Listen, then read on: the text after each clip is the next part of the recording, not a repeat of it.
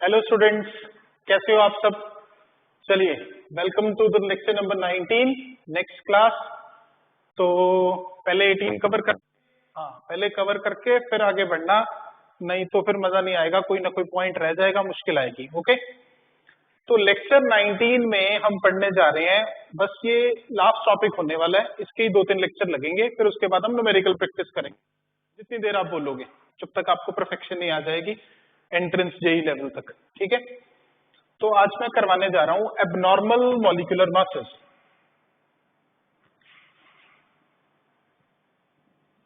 हाँ, और इसी से आगे बनेगा word abnormal colligative property.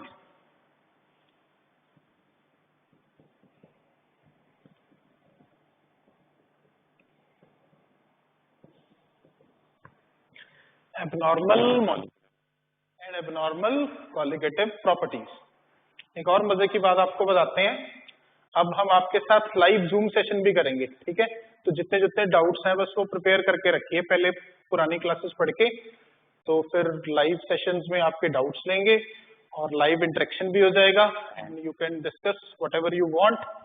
Right, good ना।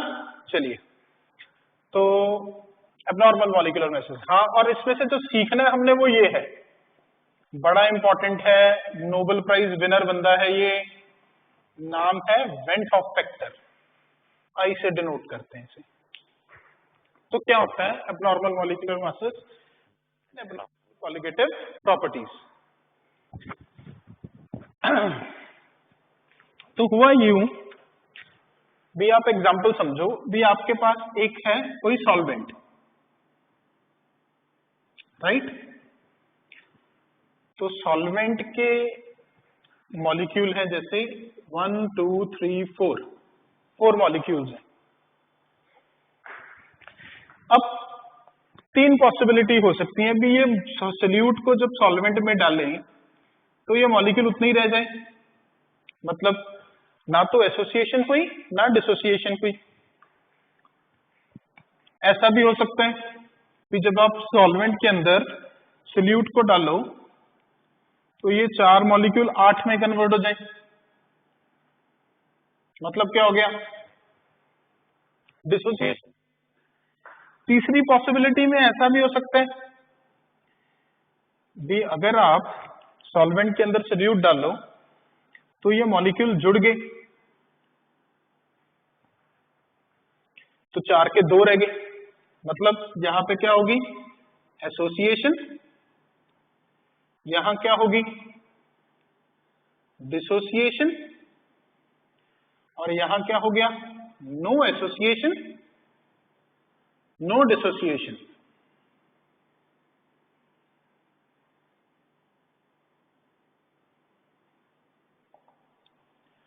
समझे क्या समझा रहा हूं मैं समझा रहा हूं भी, मैंने किसी सोल्यूट को किसी सॉल्वेंट के अंदर डाल दिया। जब सोल्यूट को सॉल्वेंट के अंदर डाला तो एक पॉसिबिलिटी तो ये है भी, वो सोल्यूट ना ही एसोसिएट करे ना ही डिसोसिएट करे, वो नॉन इलेक्ट्रोलाइट है। चलो नॉन इलेक्ट्रोलाइट, वो जुड़ रहा है ना टूट रहा है। एक पॉसिबिलिटी है भी, अगर आपने 4 मॉलिक्यूल डाले वो 8 में कन्वर्ट हो गए, यानी कि क्या होगी, डिसोसिएशन। दूसरी पॉसिबिलिटी ये है भी, वो 4 मॉलिक्यूल 2 में कन्वर्ट हो गए, यानी कि क्या होगी, एसोसिएशन। तो एसोसिएशन हो सकती है या डिसोसिएशन हो सकती है, या थर्ड केस में नो एसोसिएशन नो डिसोसिएशन, ना एसोसिएशन हो ना डिसोसिएशन हो। तो यहां पे क्या होता है, अगर आप मान लो फाइंड कर रहे हो ऑस्मोटिक प्रेशर, पाई, याद है ना, पाई का क्या मतलब बताया था, कौन सा प्रेशर, ऑस्मोटिक प्रेशर। तो ऑस्मोटिक प्रेशर की जो वैल्यू थी वो किसके बराबर थी, pi is equals to CRT. Calculate करना सिखा दिया था, बर्कले एंड हार्टले मेथड, याद है ना, लेक्चर नंबर 15-16 में आपको सिखाया था पूरा मेथड, कैसे ऑस्मोटिक प्रेशर कैलकुलेट करते हैं। और ऑस्मोटिक प्रेशर डिपेंड करता है कंसंट्रेशन पे। कंसंट्रेशन का मतलब होता है मोल्स सोल्यूट के, मोल्स मतलब पार्टिकल नंबर ऑफ सोल्यूट। तो अगर particle number of solute change होंगे तो ऑस्मोटिक प्रेशर भी चेंज हो जाएगा। जैसे यहाँ पे तो ठीक है, यहाँ पे क्या हो रहा है, डिसोसिएशन हो रहा है, यहाँ पे एसोसिएशन हो रहा है, तो पार्टिकल्स सॉल्यूट के जो मॉलिक्यूल्स हैं उनका नंबर चेंज हो रहा है। अगर नंबर चेंज हो जाएगा तो ऑस्मोटिक प्रेशर चेंज हो जाएगा। तो क्या होगा, जो पाई आप ऑब्जर्व करेंगे, ऑब्जर्व्ड जिसे आप कैलकुलेट कर रहे हैं, जो पाई ऑब्जर्व्ड है, जैसे यहाँ पे डिसोसिएशन है, वो ग्रेटर देन आएगा पाई कैलकुलेटेड से। Pi observed will come out, इस केस में सेकंड केस में pi will come out greater than pi calculated. Calculated मतलब जो फॉर्मूला से कैलकुलेट करते हैं NV/VRT, और ऑब्जर्व्ड मतलब जो हमने प्रैक्टिकली कैलकुलेट करके देखा। किससे? बर्कले हार्टले मेथड से। क्योंकि सॉल्यूट के पार्टिकल्स बढ़ गए तो ऑब्जर्व्ड प्रेशर, ऑस्मोटिक प्रेशर बढ़ गया। Observed is coming out greater then calculated इस केस में। इस केस में देखा भी जो ऑब्जर्व्ड प्रेशर है वो क्या आ रहा है, लेफ्ट आ रहा है as compared to pi calculated. और फर्स्ट केस में क्या आ रहा है, pi observed is equals to pi calculated. मतलब पहले में ऑब्जर्व्ड प्रेशर बराबर आ रहा है कैलकुलेटेड के। ऑब्जर्व्ड मैं फिर बता रहा हूं, ऑब्जर्व्ड जो हमने कैलकुलेट करके, ऑब्जर्व्ड मतलब जो हमने प्रैक्टिकली करके देखा, जिसे हमने कैलकुलेट किया पूरा प्रैक्टिकल में।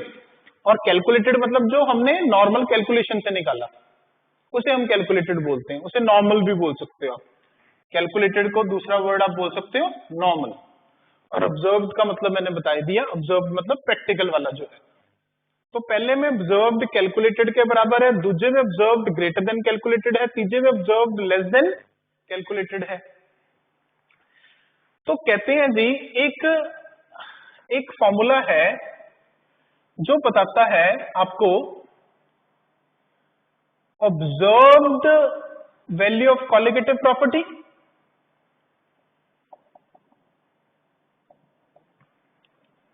Upon normal value of colligative property. Osmotic pressure एक कॉलिगेटिव प्रॉपर्टी है ना, तो ऑब्जर्व्ड वैल्यू ऑफ प्रेशर लिख लो,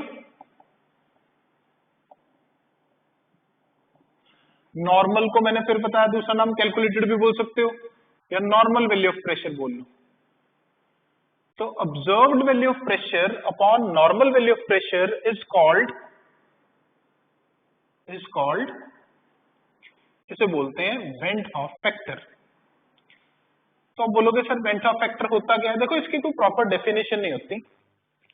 वेंट हॉफ फैक्टर एक ऐसा फैक्टर है जो बताता है कितनी एसोसिएशन है किसी सॉल्यूट की सॉल्वेंट के अंदर, या कितनी डिसोसिएशन है किसी सॉल्यूट की सॉल्वेंट के अंदर।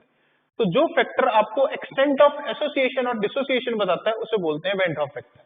अगर डेफिनेशन लिखनी आ जाए तो इसे लिखते हैं, ये इतनी बात समझ में आ गई भी, pi observed equal to pi calculated, pi observed greater than pi calculated dissociation में, और pi observed less than pi calculated association में। इतनी बातें बेसिक समझ में आ गई। अब क्या करना है हमने,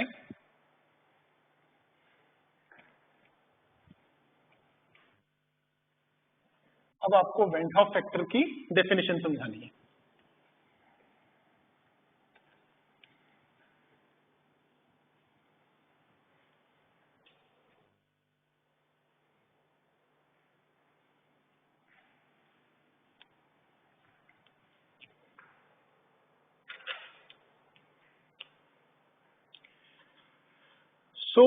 अब एक फैक्टर आया, नाम है जी उसका वेंट हॉफ फैक्टर। किससे डिनोट करेंगे? आई से डिनोट करेंगे। Went Hoff factor, it is a factor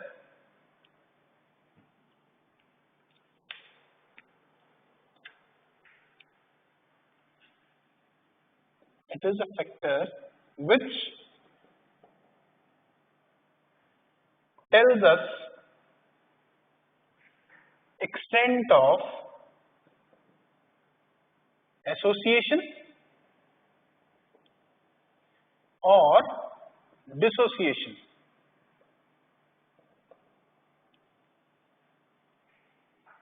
of solute in a solvent तो जो फैक्टर आपको ये बताता है भी कोई सॉल्यूट किसी सॉल्वेंट के अंदर कितना एसोसिएट किया या कितना डिसोसिएट किया, उस फैक्टर को हम बोलते हैं कौन सा factor? Van't Hoff factor. J van't Hoff नाम के साइंटिस्ट ने डिस्कवर किया, उसे नोबेल प्राइज मिला। डिनोट करते हैं हम आई से, आयोटा भी बोल देते हैं, मैथ्स में कॉम्प्लेक्स नंबर में आयोटा यूज होता है, सिंबल आई है। It's a factor which tell the extent of association और dissociation of solute in a solution. तो अब वेंट हॉफ फैक्टर का फॉर्मूला क्या होता है बच्चों? वेंट हॉफ फैक्टर का फॉर्मूला होता है i is the ratio of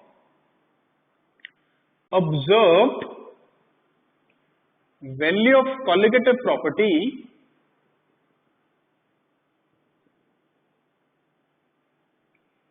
upon normal value of colligative property। मतलब जितना हम, जैसे मैं आपको ऑस्मोटिक प्रेशर सिखा रहा था, जितना ऑस्मोटिक प्रेशर आप प्रैक्टिकली कैलकुलेट करोगे, प्रैक्टिकली मतलब बर्कले हार्टली मेथड से पूरा कैलकुलेट करोगे, ऑब्जर्व बोलेंगे, और जो आप पेपर पे कैलकुलेशन करोगे उसे हम नॉर्मल बोलेंगे। तो ऑब्जर्व्ड अपॉन नॉर्मल की जो वैल्यू आएगी वो होगा went Hoff factor I, right.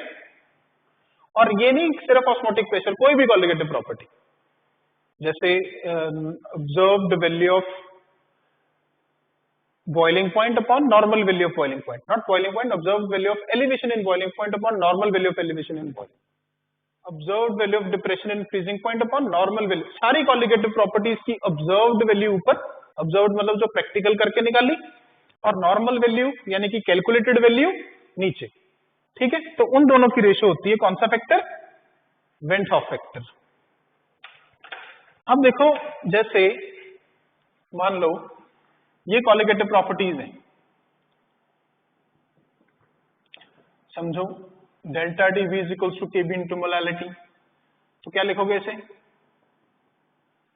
W B by M B into W A into 1000 अगर ग्राम्स में होते।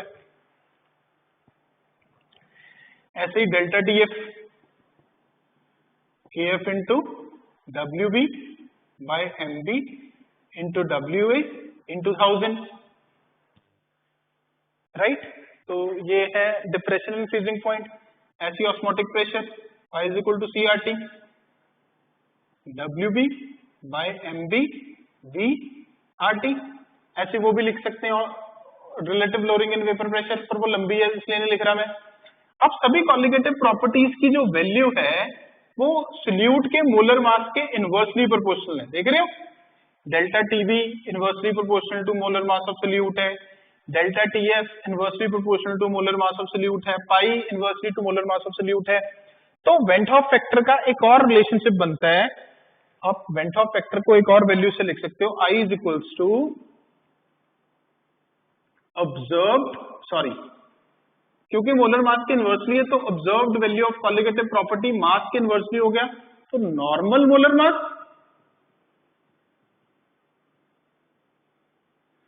अपॉन ऑब्जर्व्ड मोलर मास,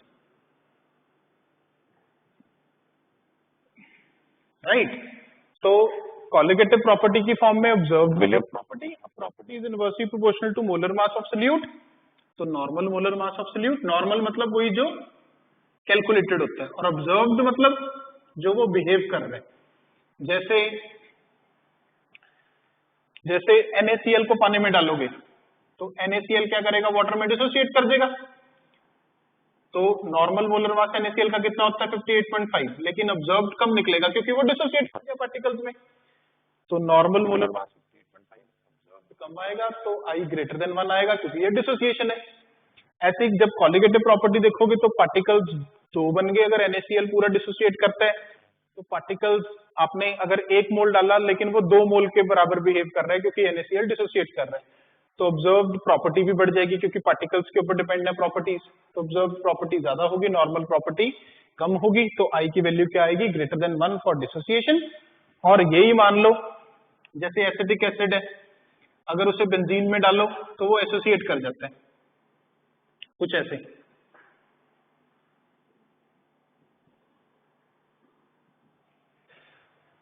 ये क्या कर रहा है? एसिटिक एसिड एसोसिएट कर रहा है। तो अगर एसिटिक एसिड एसोसिएट कर गया तो दो पार्टिकल कन्वर्ट हो गए वन में, एसोसिएशन होगी। तो normal value of colligative property इसमें observe value of normal molar mass मान लो है अगर एसिटिक एसिड का 60, तो बेंजीन में ये 60 और 60 120 हो गया, तो 60 अपॉन 120 एसोसिएशन में वेन हॉफ फैक्टर क्या आएगा 1/2 which is less than 1।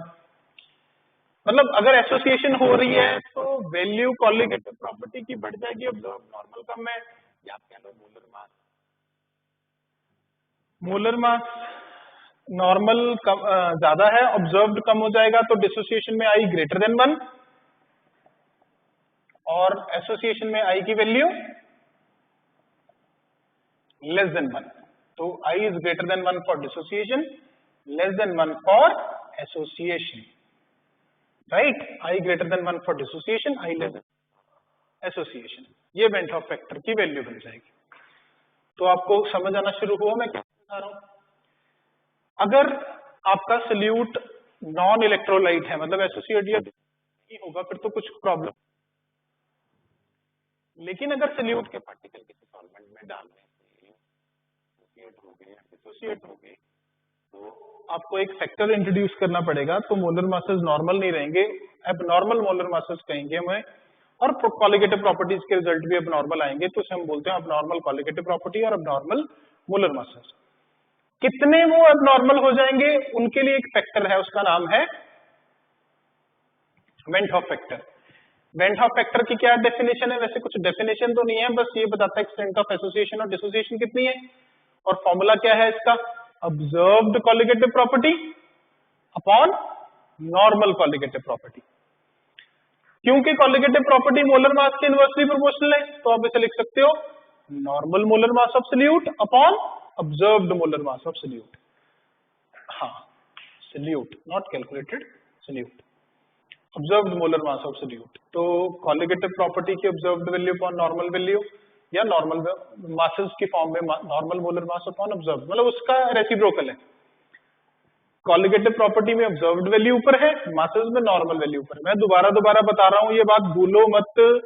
Normal मतलब जो सिंपल होता है, कैलकुलेशन करके पेपर पे आता है। ऑब्जर्व्ड मतलब जो प्रैक्टिकल करके देखा जाता है, और फिर जो वैल्यू रिकॉर्ड होती है that is called observed value. जैसे ऑस्मोटिक प्रेशर के फॉर्म के रूप में हमने उसे बर्कले हार्टले मेथड से कैलकुलेट किया, वो ऑब्जर्व्ड ऑस्मोटिक प्रेशर होगा। और नॉर्मल ऑस्मोटिक प्रेशर मतलब जो पेपर पे आप करोगे, ठीक है। और एंड में करने पे आई क्या आएगा, ग्रेटर देन 1 आएगा फॉर डिसोसिएशन, और लेस देन 1 आएगा फॉर एसोसिएशन। इतनी बात पता चल गई। हाँ, कैसे ग्रेटर देन 1 आएगा, लेस देन 1 आएगा, आप समझ जाओ।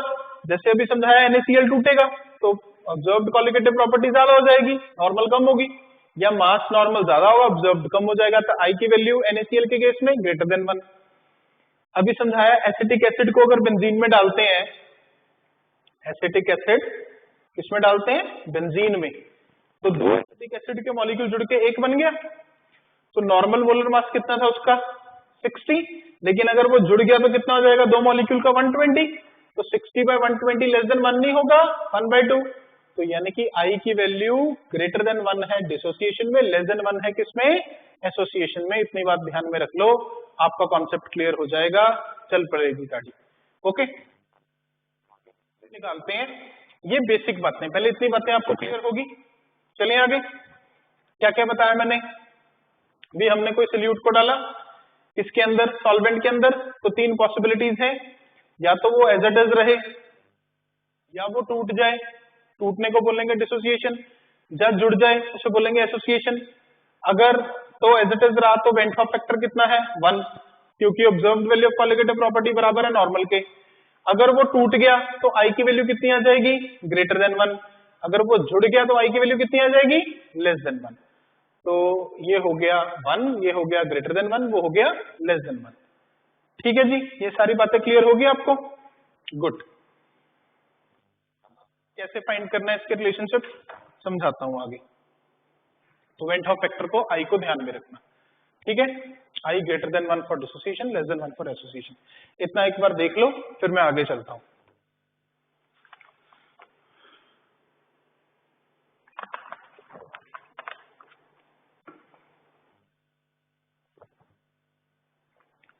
अब वेंट हॉफ फैक्टर में, वेंट हॉफ फैक्टर के एसोसिएशन और डिसोसिएशन के केस में दो अलग अलग फॉर्मूले बनाने हैं हमने।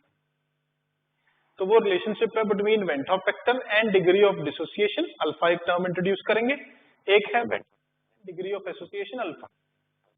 टेंशन मतलब आपने पढ़ा हुआ है, इक्विलिब्रियम में होता था 11th में, डिग्री ऑफ डिसोसिएशन और डिग्री ऑफ एसोसिएशन। मुश्किल वर्ड नहीं है, जिनको नहीं भी आता वो सीख जाओगे। देखो यार, मेरा पढ़ाने का हमेशा यही रहता है, और आप ये बात पक्का है, अगर आप थोड़ी सी भी कंसंट्रेशन से सुनो, ठीक है, तो कोई घबराने की बात नहीं है।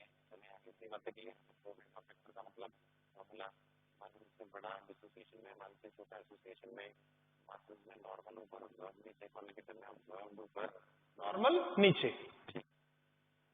चलो जी आगे चले।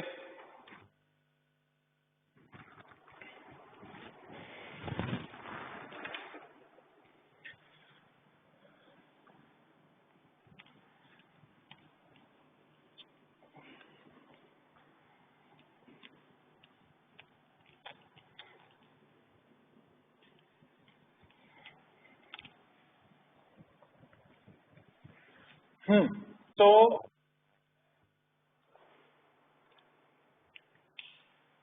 Relation between i and alpha,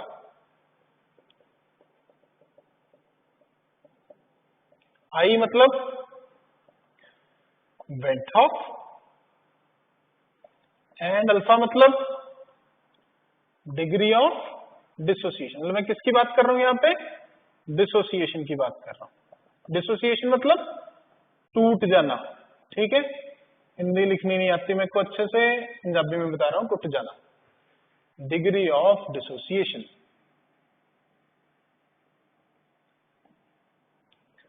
तो क्या होता था इसमें, सुनो ध्यान से, बहुत इजी है, ठीक है। पहले ही बता देता हूं, ये फॉर्मूला हमने ड्राइव करना है, फिर अगली क्लास में इसके न्यूमेरिकल सिखाएंगे, बड़ा इंपॉर्टेंट है, आता है कॉम्पिटिशन्स में, I-1/n-1। पहले लिख के रख लो, ये रिलेशनशिप आएगा सॉल्व करके। तो मान लो आपके पास एक सोल्यूट है AN, ठीक है, जनरल बात करते हैं, वो पानी में टूट के बन गया Na। तो ये ऐसे एरो का मतलब होता है भी, जरूरी नहीं 100% टूटे, अगर 100% हो तो एरो सिंगल होता है, अगर ये रिवर्सिबल होता है तो इसका मतलब है इक्विलिब्रियम आ जाती है भी, ये थोड़ा सा फॉरवर्ड भी जा रहा है, थोड़ा सा बैकवर्ड भी जा रहा है। AN Na में टूट गया, 100% नहीं है ये, अगर 100% होगा तो अल्फा 1 होगा, ठीक है। 100% का मतलब होता है पूरा टूट गया, तो 100% के केस में अल्फा की वैल्यू को 1 लिखते हैं। अब आप बोलोगे सर AN Na, मतलब इसकी एग्जांपल समझ लो, पहले इधर समझा देता हूं। जैसे NaCl है, मतलब वो 2 में टूट गया, Na पॉजिटिव Cl नेगेटिव, मतलब यहाँ पे इसका N2 हो गया, या आप कह सकते थे ये A2 था और ये 2A बन गया, 2 पार्टिकल से बना हुआ था ना। जैसे मान लो कोई है, कोई और है जिसमें 3 है, BaCl2 है, तो BaCl2 टूट गया, हाँ एरो रिवर्सिबल, क्योंकि हमें पता नहीं अभी 100% है कि नहीं। वैसे ये 100% वाले हैं, ये स्ट्रॉन्ग इलेक्ट्रोलाइट है, Ba2 पॉजिटिव 2Cl नेगेटिव, तो इसका N3 हो गया, मतलब 1 पार्टिकल इसका, 2 पार्टिकल इसके, समझ रहे हो उस फॉर्म में। मतलब A3 को आप लिख सकते हो, किसमें बन गया, 3A में बन गया। हमें पार्टिकल के नंबर से कंसर्न है, नेचर से कंसर्न नहीं है। मतलब 3 पार्टिकल्स बन रहे हैं, एक बेरियम का, 2 क्लोराइड के। जैसे मान लो AlCl3 है, वो कैसे टूटेगा, Al3 पॉजिटिव 3Cl नेगेटिव, समझ रहे हो। इस केस में कितने पार्टिकल्स हैं, 4, मतलब समझ लो जैसे A4 4A में टूट गया। तो इसी तरह जनरल वे में हम लिखते हैं AN किस में टूट गया, Na में, मतलब n पार्टिकल्स में वो टूट गया। n कैन बी 2 पार्टिकल्स जैसे NaCl में, 3 पार्टिकल जैसे क्लोराइड में, 4 पार्टिकल जैसे अल्मीनियम क्लोराइड में, पार्टिकल्स बढ़ाते जा रहे हैं अपने। तो AN चेंज हो गया Na में। तो मान लो हम मानते हैं इक्विलिब्रियम, जिन्होंने 11th में भी पढ़ा होगा, 1 से सही रहता है। स्टार्टिंग में आपके पास एक पार्टिकल है, तो ये कितने, 0 इनिशियली। आपने इसका 1 मोल लिया तो इसके कितने मोल्स हैं, 0, अभी तो इनिशियल है, टाइम t = 0 है। कुछ टाइम t बाद कुछ टाइम t बाद ये हो गया 1 माइनस अल्फा, तो ये हो गया alpha by n, sorry n alpha. ये कैसे आया? जिन लोगों को ये चीज मुश्किल लगती है, वैसे तो ये 11th में था, पर दोबारा से समझ लो मेरे से, मैं समझा देता हूं, अभी ध्यान दो, 2 मिनट में समझ आ जाएगा। इधर देखो, अल्फा का मतलब होता है सिंपल लैंग्वेज में, सिंपल भाषा में भी कितने मोल्स टूट गए, moles dissociated upon moles taken. लिए कितने हमने, तो डिसोसिएटेड मोल्स कितने हैं, डिसोसिएटेड हमने फाइंड करने हैं, और टेकन मोल है 1। Moles dissociated upon moles taken, तो डिसोसिएटेड हमने फाइंड करने हैं, टेकन है 1। तो डिसोसिएटेड कितने आ गए बोलो, डिसोसिएटेड मोल्स आ गए कितने, 1 अल्फा। तो अगर अल्फा डिसोसिएट हुए तो बचे कितने 1 में से, 1 माइनस अल्फा। और ये एक टूटने पे n बनते हैं, an से n a बन रहा है ना, तो 1 टूटने से, अल्फा टूटने से कितने बनेगा, n अल्फा। समझ रहे हो ना बात?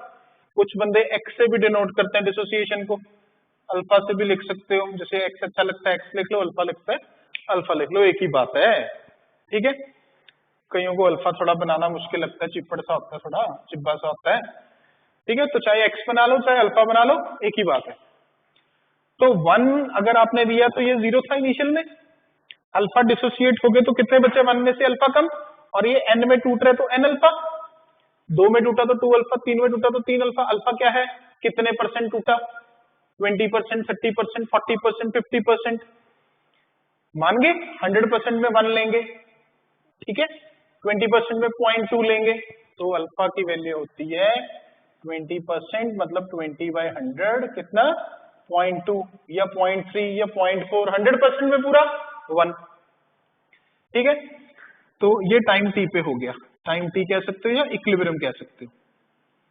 तो फिर ऑब्जर्व नंबर ऑफ पार्टिकल्स कितने हुए, ऑब्जर्व नंबर ऑफ पार्टिकल्स हो गए इक्विलिब्रियम पे 1 minus alpha plus n alpha, लेकिन आप एक्चुअल में कितने लेके चले थे, 1। तो I का एक फॉर्मूला ये भी था, ऑब्जर्व्ड कॉलिगेटिव प्रॉपर्टी, और कॉलिगेटिव प्रॉपर्टी किस पे डिपेंड करती है, नंबर ऑफ पार्टिकल्स पे। जो 2 फॉर्मूले बनाए थे थोड़ी देर पहले, उनमें से आप ऐसा भी लिख सकते हो, observed number of particles upon actual number या नॉर्मल नंबर ऑफ पार्टिकल्स, ठीक है ना, ऐसे ही बोलूंगा ना। तो अब ऑब्जर्व नंबर ऑफ पार्टिकल्स कितने आ रहे हैं, 1 minus alpha plus n alpha, और एक्चुअल नंबर ऑफ पार्टिकल कितने हैं, 1। तो बस अब इसको सॉल्व करो तो ये आपका रिलेशनशिप बन जाएगा। तो देखो इधर क्रॉस मल्टीप्लाई किया, आपके पास बच गया 1 plus n minus 1 into alpha is equals to i. तो अल्फा की वैल्यू आ गई 1 उधर, i minus 1 upon n minus 1। तो अल्फा आ गया i minus 1 upon n minus 1, right. Alpha stands for degree of dissociation. हाँ, तो अल्फा आ गया i माइनस, ये 1 इधर भेज दी, माइनस 1, ठीक है। तो अल्फा डिग्री ऑफ डिसोसिएशन। हाँ, बड़ी सिंपल सी बात है, अगर अल्फा 1 होता है 100% है, तो i माइनस 1 किसके बराबर, n माइनस 1, मतलब i किसके बराबर, n, मतलब ऑब्वियस है भी जितने पार्टिकल्स में टूटेगा उतना ही वेंट ऑफ फैक्टर हो जाएगा। मतलब अगर 1 मोल 2 में टूटा तो 2 आ गया, 1 मोल 4 में टूटा तो 4 आ गया, ठीक है। जैसे NaCl के केस में अगर पूरा टूट गया तो 2 आ गया, I भी 2 हो जाएगा। यहाँ पे 3 में टूट रहा है तो I 3 हो जाएगा। अगर 100% है तब, लेस देन 100 है तो फिर यही लगाना पड़ेगा, 20%, 30%, 40%। अलग अलग इलेक्ट्रोलाइट अलग अलग होते हैं, स्ट्रॉन्ग इलेक्ट्रोलाइट ज्यादा टूटते हैं, वीक इलेक्ट्रोलाइट कम टूटते हैं। स्ट्रॉन्ग 100% हो जाते हैं, वीक 20%, 30%, वो अकॉर्डिंग टू न्यूमेरिकल होगा, राइट। क्लियर है ये बात? तो ये है I और अल्फा का रिलेशन। अल्फा है डिग्री ऑफ डिसोसिएशन, कर लो अच्छे से, बड़ा इंपॉर्टेंट टॉपिक है ये, न्यूमेरिकल्स में, जेई मेंस में सबसे ज्यादा आने के चांसेस है, क्योंकि यहाँ पे अब सारी कॉलिगेटिव प्रॉपर्टी साथ में कवर होंगी। ओके, तो अल्फा है i minus 1 upon n minus 1, और I को क्या बोलते हैं, वेंट ऑफ फैक्टर, जिसके मैंने आपको 3 फॉर्मूले बताई दिए, observed colligative property upon normal colligative property, masses के इनवर्सली था तो normal molar mass upon observed molar मास, और पार्टिकल्स के था साथ observed particles upon normal particles. ये I है, I बोले तो वेंट ऑफ फैक्टर। चलिए चलो, तो ये हो गया ventro factor and degree of dissociation. हाँ, अब एसोसिएशन समझाता हूं आपको। इतनी बात क्लियर है सबको? चेक कर लो एक बार अच्छे से बोर्ड पे। हाँ, ये रिलेशनशिप एंड में पूरा रट लो, वेरी वेरी इंपॉर्टेंट। और अल्फा की वैल्यू, डिग्री ऑफ डिसोसिएशन 20% में 0.2, 30 में 0.3, और अगर 100 होता है तो आई डायरेक्टली कितना n, तो NaCl में कितना 2, इफ अल्फा इज 1, BaCl2 में कितना 3, AlCl3 में कितना 4, Al2SO4 थ्राइस में कितना 5, डिपेंडिंग अपॉन इलेक्ट्रोलाइट। ये आप तोड़ना सीख ही लोगे, ठीक है। चलो चलें आगे। राइट, देख लिया आपने अच्छे से एक बार? मिटा दूं? चलिए,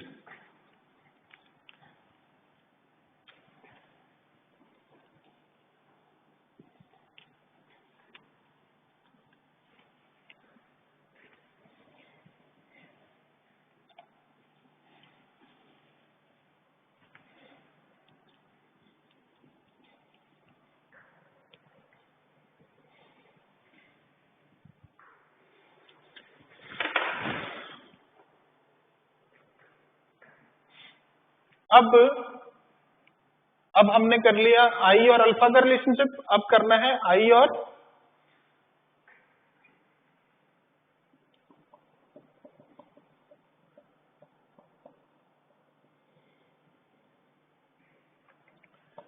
आई एंड अल्फा, लेकिन इस बार अल्फा है डिग्री ऑफ एसोसिएशन, मतलब एसोसिएशन वाला केस।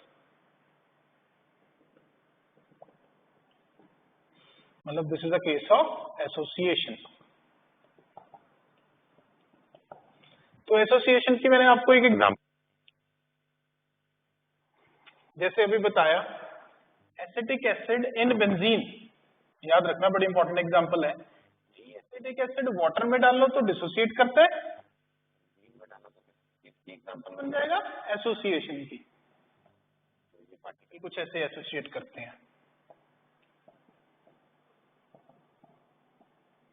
कितने कर रहे हैं यहाँ पे एसोसिएट? 2, ठीक है। इसे डायमराइजेशन भी बोलते हैं। क्या बोलते हैं? डायमराइजेशन। नंबर ऑफ पार्टिकल्स कितने हैं? 2 कन्वर्टिंग टू 1। ट्राइमराइजेशन में कितने जुड़ेंगे? 3। टेट्रा में 4। पॉलीमर में कितने होते हैं? n, है ना। n मतलब कुछ भी हो सकता है, 2, 3, 4, 5, पढ़ा है ना पॉलीमर्स वर्ड, पता है ना आपको।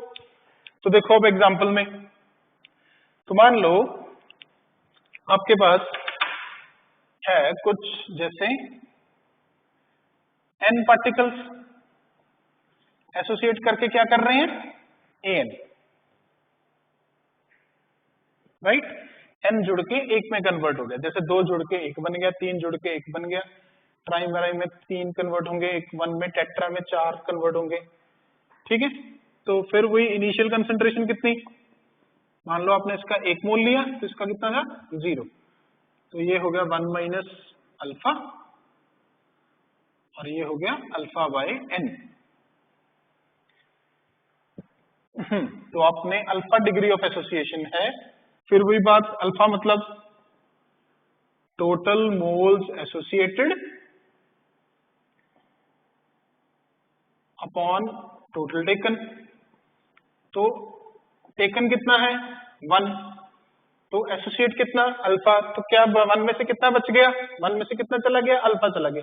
लेकिन वो n से 1 बनता था, तो अल्फा से कितना बनेगा? Alpha by n। ये चीज बहुत सिंपल है, क्लियर कर लो, दिमाग में हो जाएगी।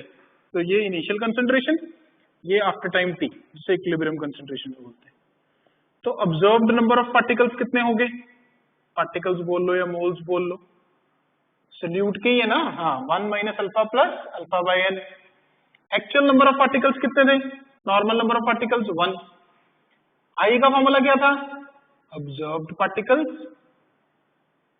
अरे कॉलिगेटिव प्रॉपर्टी पार्टिकल्स के भी डायरेक्टली प्रोपोर्शनल है। वो ऑब्जर्व्ड कॉलिगेटिव प्रॉपर्टी को ऑब्जर्व्ड पार्टिकल भी बोल सकते हो, अपॉन नॉर्मल पार्टिकल्स या एक्चुअल पार्टिकल्स। तो ऑब्जर्व्ड पार्टिकल कितने? 1 minus alpha plus alpha by n, और एक्चुअल कितना? 1। तो सॉल्व कर लो क्रॉस मल्टीप्लाई करके, यहाँ बचा I 1 plus alpha common 1/n-1, तो 1 उधर चला गया, I-1 नीचे 1/n-1, तो ये रिलेशनशिप आ गया, अल्फा बराबर है I-1 upon 1/n-1। Alpha stands for degree of association. ठीक है जी, तो वो डिसोसिएशन में बनेगा I-1 अपॉन n-1, एसोसिएशन में बनेगा I-1 अपॉन 1/n-1। n मतलब डिसोसिएशन में कितने टूट के बनते हैं और एसोसिएशन में कितने जुड़ के बनते हैं। ठीक है जी, तो जैसे NaCl के केस में वो 2 था, BaCl2 में 3 था, यहाँ पे बताया एसिटिक एसिड में N2 डालोगे, वो डिसोसिएशन का अलग है, एसोसिएशन का अलग है। उसमें ये आया था, उसमें आया था n-1, इसमें आया है 1/n-1। फिर वही बात, अगर अल्फा 1 है तो इसमें बचेगा I = n, अल्फा 1 डालोगे, और यहाँ पे अगर अल्फा 1 डालोगे तो बचेगा I = 1/n। ठीक है, मतलब इसमें ग्रेटर देन 1 आएगा, 2 पार्टिकल्स में टूटा तो 2, 3 में टूटा तो 3, इसमें आएगा लेस देन 1, 1/2, 1/3, 1/4। अगर हम बोलें क्या है 100% एसोसिएशन, इसमें क्या बोले 100% डिसोसिएशन। मिक्स ना करना केसेस को, वैसे तो बहुत इजी है, डिसोसिएशन का मतलब टूटना अलग होता है, एसोसिएशन का मतलब जुड़ना अलग होता है। छोटी क्लासेस से पढ़ते आ रहे हो आप, 12th में हो, कोई आम मुश्किल बात नहीं है, पर फिर भी अगर कोई कंफ्यूज हो जाए तो ध्यान रखो, डिसोसिएशन का अलग फॉर्मूला है, उसमें I ग्रेटर देन 1 आना जरूरी है, डिसोसिएशन में उसमें I लेस देन 1 आना जरूरी है। हाँ, ये पहचान याद रख लो। ठीक है, अल्फा दोनों में अल्फा ही कहलाता है, लेकिन डिसोसिएशन में डिग्री ऑफ डिसोसिएशन, एसोसिएशन में degree of association. Degree of dissociation को आयोनाइजेशन भी बोल देते हैं। ठीक है, डिसोसिएशन के केस में आयोनाइजेशन वर्ड भी बोल देते हैं। राइट, तो क्या क्या पढ़ लिया आज हमने, करते हैं समराइज। तो हमने पढ़ लिया नॉर्मल मोलर मासेस, भी सॉल्यूट जब जुड़ता है या टूटता है तो वो मासेस जो है वो थोड़े एब्नॉर्मल शो करता है, डिसोसिएट में कम करेगा, एसोसिएट में ज्यादा करेगा। और अगर मासेस चेंज होंगे तो कॉलिगेटिव प्रॉपर्टीज भी चेंज होंगी, पार्टिकल्स चेंज हो रहे हैं, तो जो फैक्टर ये बताएगा भी कितनी एक्सटेंट ऑफ एसोसिएशन या डिसोसिएशन है उसे बोलते हैं बेंट ऑफ। I से डिनोट करते हैं। 3 फॉर्मूले बन गए उसके, 2 मैंने लिखवाए थे, तीसरा आपको बता रहा हूँ, observed particle upon normal particle भी आप बोल सकते हो। Observed value of colligative property upon normal value of colligative property, या observed value of normal molar mass upon observed molar mass, या observed number of particle upon normal number of particle. फिर आपको 2 case करवाए हैं, what is the relationship between I and alpha where alpha is degree of dissociation, I and alpha where alpha is degree of association. Dissociation में I जो है वो greater than 1 आना चाहिए, तो रिलेशनशिप बना है alpha is equal to I-1 upon n-1, मिटा दिया। एसोसिएशन में बना है 1 अपॉन n-1। ठीक है, डिसोसिएशन जैसे NaCl, BaCl2 उनकी डिसोसिएशन होगी, और ये ट्राइमराइजेशन मतलब है एसोसिएशन होगी। राइट, तो इनके न्यूमेरिकल्स बड़े इंपॉर्टेंट है, अगली क्लास में करेंगे, तब तक आप ये सारा क्लियर कर लो। This is van't Hoff factor 1, इसमें 2 में इसके थोड़े से न्यूमेरिकल बताएंगे, थोड़ी बहुत बातें और बताएंगे, बस वैसे हो गया ये कवर। तो अगर कोई बात बची होगी तो वो बताएंगे, प्लस न्यूमेरिकल्स। ठीक है जी, करो आप इसे ध्यान से, आ गया होगा आपको समझ। हाँ हाँ, अब एक और चीज बता दूं आपको खत्म करने से पहले, ये सारी क्लियर है बातें, चेक कर लो एक बार, देख लो।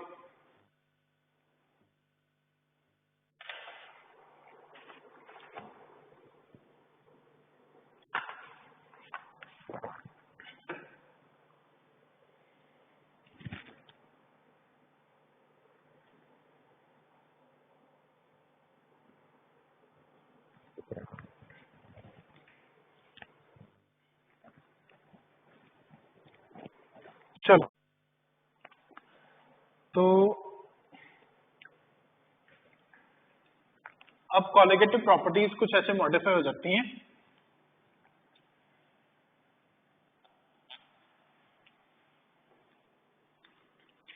तो मॉडिफाई होके बनती है हमारे पास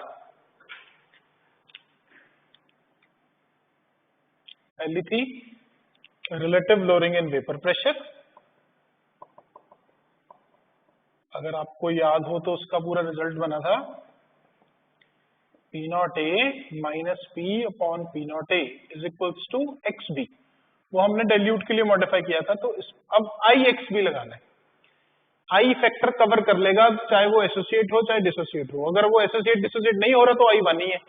हाँ, ये बात आपको बताई नहीं, आई की वैल्यू 1 है if there is no association और नो डिसोसिएशन। तो आई कितना रहेगा? 1 ही रहेगा। तो इसीलिए अब इसको साथ में लेके चलेंगे, ठीक है। और अगर एसोसिएशन डिसोसिएशन है फिर तो आ जाएगा। ओके, क्लियर है सबको? Number 2, delta TB equals to i K B molality, delta TF is equals to i K F molality,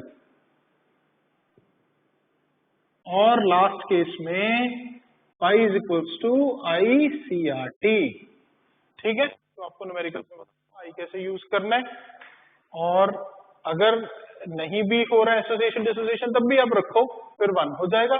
association dissociation हो रहा है तो ग्रेटर देन 1 या लेस देन 1 हो रहा है। अगर 20% 30% है तो अल्फा से पहले आई निकाल लेंगे, फिर आगे फॉर्मूला में डाल देंगे, ठीक है बच्चों।